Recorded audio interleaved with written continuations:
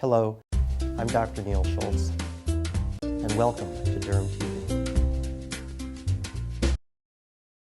We all get cuts and scratches from time to time, but how do you know when that cut or scratch really requires stitches to make it heal its best? A certain amount of common sense is involved, and a hairline scratch that bleeds for a minute or two, in which you just can't really see much in the scratch, probably doesn't need stitches. So, as an example, we have a thin scratch here, a thin long scratch. You can see a slight yellow discoloration, which really would be red and would be a little bloody, but it only bleeds for a minute. That type of a scratch isn't going to need a stitch. Do you remember when you were a kid and you were running and you fell and scraped your knee and you had a 1 or 2 inch area that was bloody and bleeding for a few minutes, but you couldn't see any holes or gaps in the wound? That doesn't need a stitch. But when the wound actually has depth to it, where you can move the sides of the wound apart, and if you look inside, you can see a different color. You can see red or you can see yellow.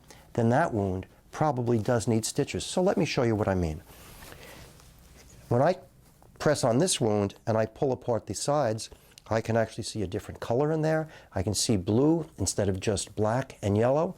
Obviously, these aren't the real colors. And when I pull one side of this, I can actually see the depth. I can see how deep this wound goes. So when you have this type of mobility on the sides of the wound and you can see different colors inside, that's the time you probably need to have a stitch. And the only reason that we get stitches is for cosmetic reasons, so that you get a much smaller scar or no scar.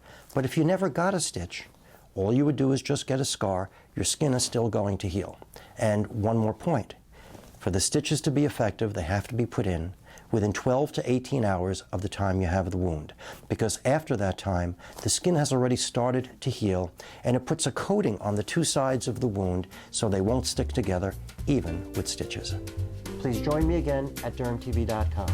If you have a question, please send it to me by visiting dermtv.com/question. I'm Dr. Neal Schultz, and thank you for watching today.